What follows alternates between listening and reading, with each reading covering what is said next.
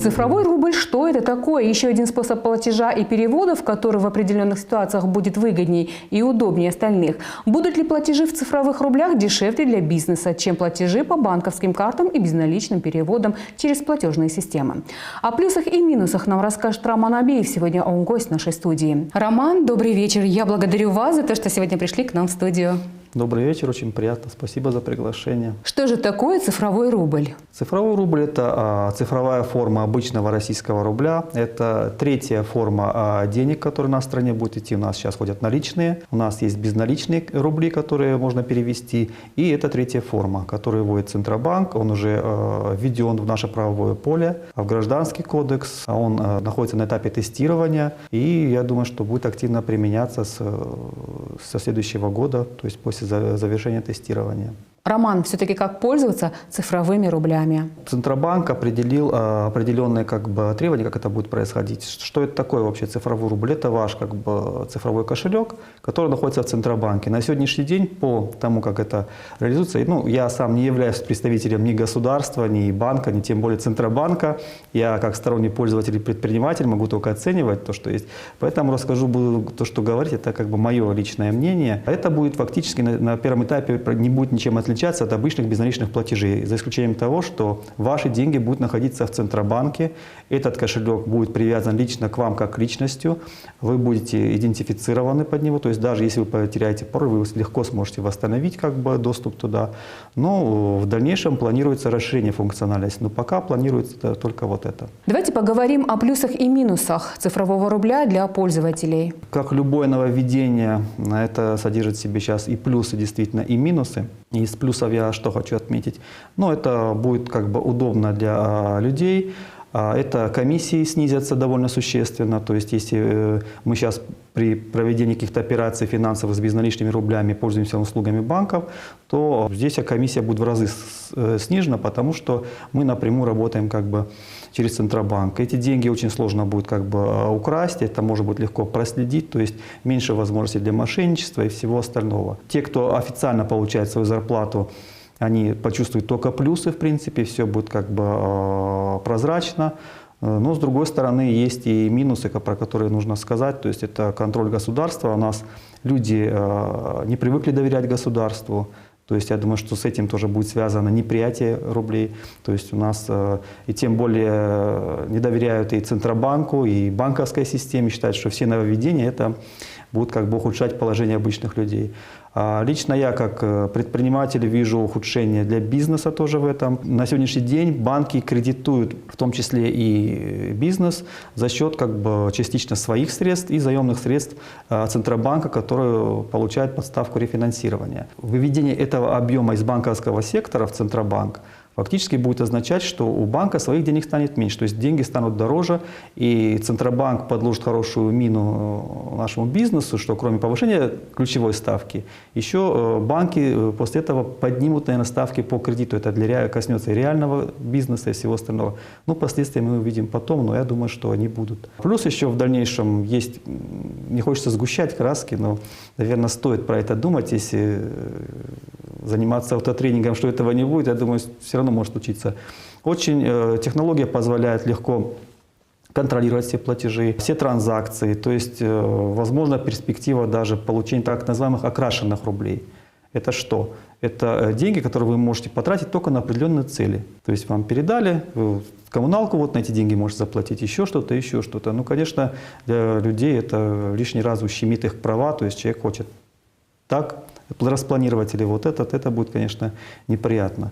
Но я думаю, что здесь надо и людям самим, и нашим и законодателям обратную связь наладить, и чтобы это было все-таки для людей больше плюсов внесло, чем плюсов для государства и контроля, и надзора, и всего остального. Вопрос возникает такой: зачем же нужен цифровой рубль, если схема оплаты такая же? На сегодняшний день это будущее, в направлении которого мы движемся, мы никуда не денемся, и по большому счету цифровой рубль – это такая вершина огромного технологического прорыва, который есть. Это и цифровые финансовые активы, это и блокчейн, о котором все знают. И почему, допустим, те же криптовалюты, они очень популярны. Все очень просто, ими очень легко пользоваться, они никем не контролируются. То есть, ну, кстати, про цифровой рубль нужно было сказать, что это на самом деле централизованный блокчейн, и все полностью контролирует Центробанк, тот, кто выпускает. Если говорить о криптовалютных блокчейнах, то там внести изменения в проведенную транзакцию невозможно, потому что все последующие, они ссылаются на предыдущие, и невозможно там вытащить из этой цепочки какой-то элемент, не нарушив все. То есть там все это легко проверяется. Вам достаточно в сети так называемые майнеры есть, которые обеспечивают ее работоспособность. Они должны проверить, что у вас на счету есть эти деньги, токены, которые вы переводите, и то, что подписано ваше распоряжение именно вами, вашей электронной подписью. И все, и на автоматом проходит всегда. То, что касается цифрового рубля, то это за собой повлечет и другие направления, то есть это цифровые финансовые активы. Вообще основное отличие в чем? Что, допустим, те же самые безналичные платежи, вам нужна третья сторона, которая, допустим, хранит ваш счет. Вы договорите, переведите туда-то, она договаривается с другим банком и переводит как бы на счет лица, которым вы... Для вас это происходит прозрачно в вашем приложении, но на самом деле там под капотом очень много каких-то движений. То же самое, когда вы, допустим, акции переводите. Вам нужно на биржу дать распоряжение, они должны переписать и все остальное. Цифровые финансовые активы можно передать напрямую. То есть в сети может быть заложены правила, по которым проверяется просто ваша электронная подпись и наличие у вас этой ценной бумаги. Это можно все делать без посредников. Это реестр недвижимости, то есть для чего хранить там, если фактически можно это хранить в блокчейне, который невозможно поменять. Это, допустим, какие-то права и нотариальные, и все-таки, то есть меняется экономика, и это вот вершина айсберга, которая позволит там многие вещи делать быстро и без посредников, которые на сегодняшний день со своими комиссиями просто наживаются на этом.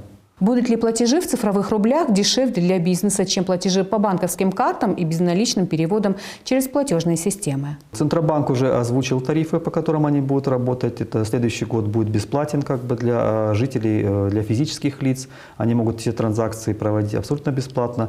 А в принципе планируется, что это будет 0,3% за транзакцию. То есть это если сравнивать с эквайрингом, который предлагают банки, там 3%, там может быть и больше, может быть где-то меньше. Намного меньше. Это на порядок разница. Скорость то же самое, то есть никто не сможет там этот платеж как бы остановить или как-то повлиять на него. А тут как бы взаимодействие с банками. То есть если один банк попал под санкции или процедура банкротства или что-то еще, то может быть довольно большие сложности. Здесь все как бы проходит через Центробанк, которому как бы вряд ли, как и с государством, наверное, что-то может случиться. Наверное, самый животрепещущий вопрос: можно ли будет украсть цифровой рубль? Ну, наверное, украсть-то можно будет, как и все. То есть у нас фактически люди привыкли доверяться мошенникам, проводят какие-то платежи, иногда потом анализируешь какие-то вещи, которые произошли, непонятно, каким образом человек пошел на это. Так что, наверное, какие-то попытки будут, может быть, даже не будут успешными, но вопрос в том, что все кошельки, связанные с цифровыми рублями, они будут привязаны к так называемой единой системе идентификации и аутентификации. То есть каждый кошелек принадлежит человеку определенному с паспортными данными, и нельзя будет открыть какой-то обезличенный какой-то кошелек и все такое. То есть проследить эти деньги очень легко, вернуть их тоже очень быстро можно. То есть подделать там или ЭЦП, и все это тоже гораздо сложнее, чем, допустим, те же бумажные деньги. То есть мошенничество будет затруднено, ну, наверное, в разы. То есть, и опять же расследование для наших надзорных органов будет тоже упрощено поэтому. Роман, все-таки хотелось бы поговорить о перспективах тестового запуска цифрового рубля в республике, да и в стране в целом. Думаю, что мы никуда от этого не денемся. Ну, назвать это прогрессом или, наоборот, каким-то не рискну. Я просто хочу рассказать о тех перспективах, о плюсах и минусах, которые есть. Я думаю, что нужно использовать те плюсы, которые у нас будут. Это в любом случае это данность, в которой мы будем жить. Мы завтра их будем использовать, эти цифровые рубли. Но опять же говорю, ту опасность, которую я вижу для бизнеса, это сразу отток этих денег из банков сделает деньги, кредиты очень дорогими для нашего бизнеса. Это будет, наверное, беда. Я думаю, что надо работать с этой технологией. Нужно рассказывать чуть ли не в школе, как это и что пользоваться. И у нас зачастую цифровизация проходит в одну сторону. То есть ведомства оцифровываются так, как им удобнее. допустим, те же самые там, ну, налоговые органы. То есть мы видим, что это как закрытый ящик, который работает в одну сторону. Или банки.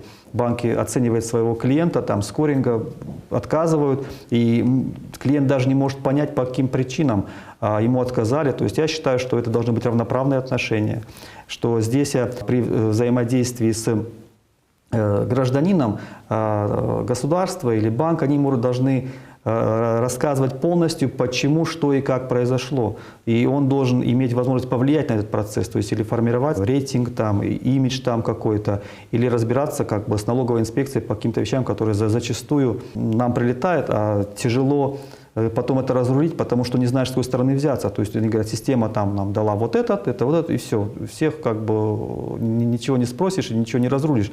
А в систему надо вносить эти изменения. То есть какие-то, может быть, институты там омбудсменства надо вводить. Может быть, еще. Но взаимодействие и обратная связь нужна. Нужно, если не отстаивать свои интересы, то все будет оцифровано так, как нужно тем, кто активно за это топит. Но вы говорили о том, что вы как спикер выступали и для предпринимателей нашей республики, чтобы рассказать, что это все-таки такое в парламенте, какой отклик? Ну, люди в первую очередь боятся. Причину я вам сказал. То есть, как правило, считают, что все изменения, которые нововведение вводит государство, это их как-то ущемляет. Конечно, доля в этом есть. Государство и банки, и особенно Центробанк, не всегда равноправные партнеры с нами. Они всегда действуют так, как им удобно, так, как им просто. И вот, как я сказал, нужно налаживать обратную дорогу. Она в кочках, но ее надо налаживать. То есть эта дорога должна быть в два конца. Не только с одной стороны цифровизация, но и с нашей стороны должно быть взаимодействие. Еще такой важный аспект, что это не тенденция, которая в России, это такая общемировая тенденция. Довольно далеко в сфере введения валют Центробанка прошел Китай. Там довольно много они уже опробовали. И цифровая валюта, она имеет одну такую ключевую особенность. Для нее не нужны какие-то платежные системы. Она может работать, в принципе, не обособленно. То есть это возможность трансграничных каких-то платежей. Это для нашего бизнеса вот, в свете отключения от SWIFT, это, вот, допустим, был бы какой-то выход. Кстати, я не упомянул, что у цифрового рубля ожидается, в принципе, в дальнейшем функционал проведения платежей в офлайн. Правда, он с такими довольно костылями большими, что нужно какие-то деньги зарезервировать на своем кошельке, и вы, да, можете в режиме офлайн проводить платежи, и потом при соединении с сети все эти транзакции будут совершены.